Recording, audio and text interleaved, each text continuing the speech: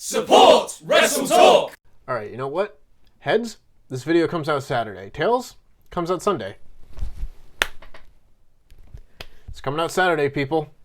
I don't make the rules. Hey, internet, you see this? It has a duck on it. Canada. What's going on, WrestleTalk friends and fans? I am the Quizzlemania champion Tempest coming at you with another edition of the WrestleTalk Recap. This, of course, is the show where I check in on the news and notes in the week of professional wrestling and catch you up on anything you may have missed across all of WrestleTalk's YouTube channels. Of course, the main focus of the channel this week has been Survivor Jams. With Mr. Davis recruiting Louis Dangoor to his side, that left Luke Owen with 2 vacant spots. First, of course, you had Randy Andy Datson interviewing both teams, getting their thoughts on this upcoming battle. I'm here with my good friends, the McMahon family. And so, yeah, they're very still at the moment, but they're being respectful. They're here as my seconds. And I don't even need them because I've got the strength of Chopper Pete Quinnell and Nuge Louis Dangoor. And then, of course, Luke Owen had to go out of his way and find 2 people to join his team. He couldn't afford me, that's for damn sure. No, actually, I can't. It's actually in my Wrestling Daily contract that I can't help you against the All Authority. Oh, sorry, brother. You know, since winning Quizzlemania and everything, my booking fee's just gone through the roof. You know, you'd understand. But of course, eventually, he found his man. Adam Blampied joining Team Lukewarm for Survivor Jams. But did he stop there? I don't think so. Look, where's your final member, mate? I feel like the third man has been here the whole time. Oh, for God's sake. No! No! It was a ruse! I bought you that referee shirt! Turns out,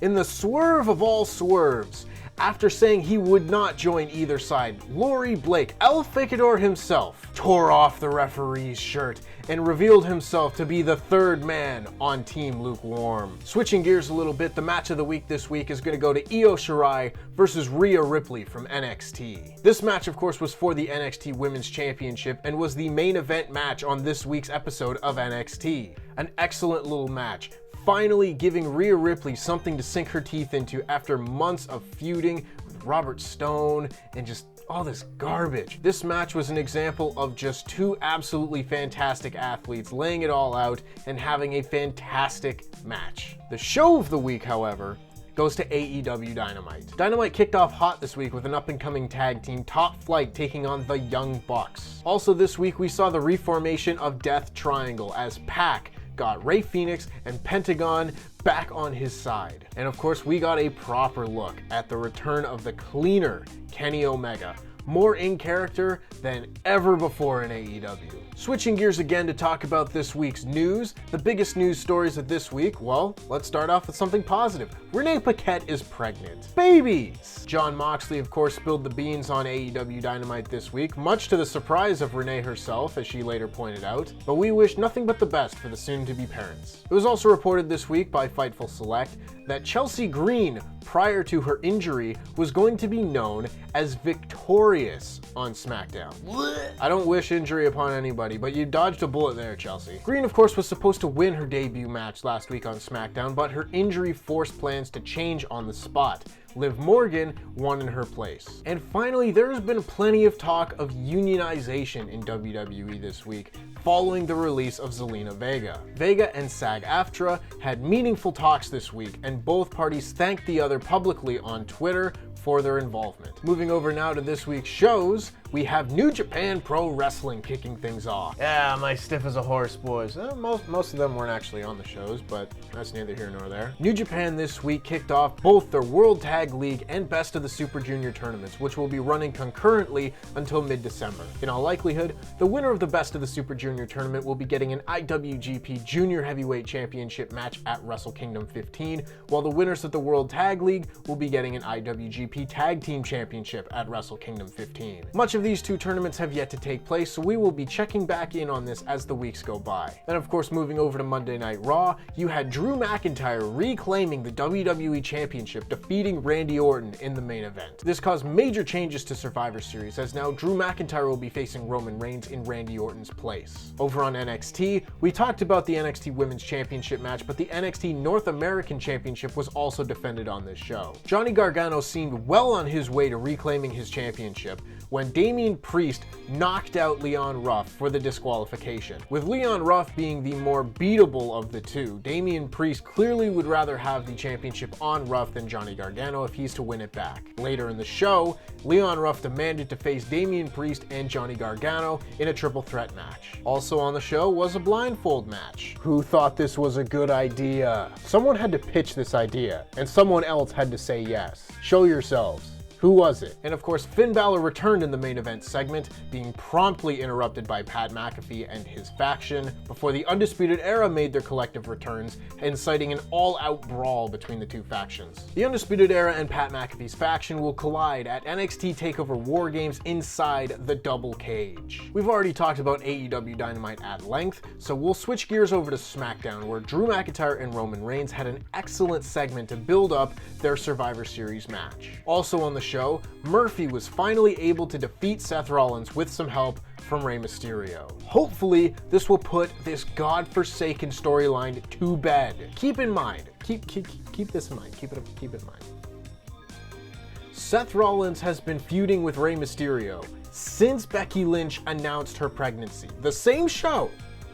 And now, Seth Rollins is having to wrap up this rivalry because he needs to go be there for the birth of his child. That's how long this rivalry has been going.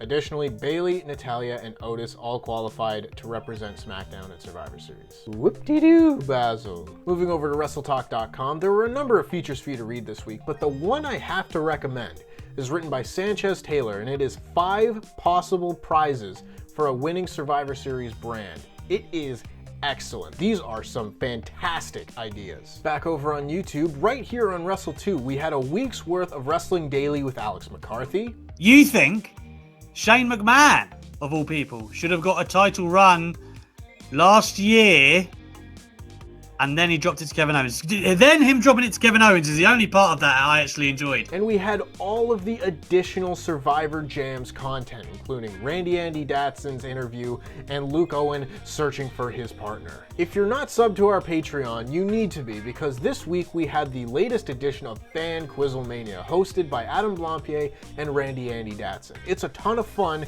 You need to be there for the next one. Who is Eva Mendes? There's Eve and there's Rosa Mendes. There's Eva Marie. Who's Eva Mendes? Isn't Eva Mendes? Eva Mendes is an actor.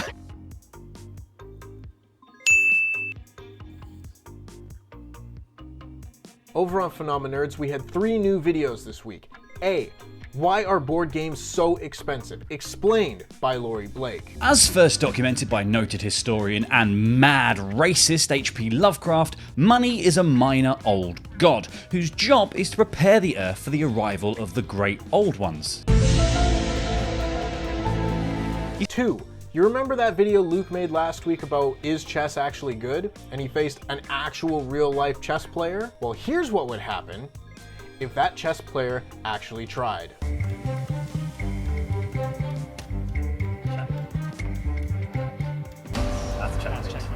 And D, we have a Let's Play of Adam and the gang playing Codenames. A great game and an even better time. If it wasn't this game, next game, I'm gonna bring you down, you son of a bitch. Coming up, of course, we have Survivor Jams this Sunday at Survivor Series. Who will walk away with the championship? Will it be the All Authority? Will it be Team Lukewarm? Keep in mind, whoever is eliminated from these teams must then go and join the Losers Lounge, where they will not be allowed to watch Survivor Series, but rather, they must watch the reactions to Survivor Series over on the main channel. Sounds like fun to me. And also next week, we have Quizzlemania 23.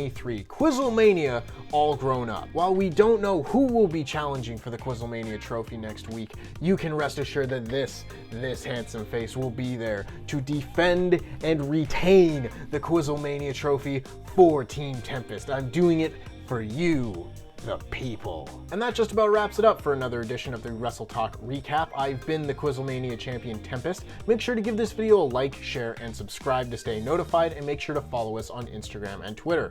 Our Instagram is at WrestleTalk.official. Our Twitter is at WrestleTalk_TV. You can follow me on Twitter at TempestWT, and I will see you next time.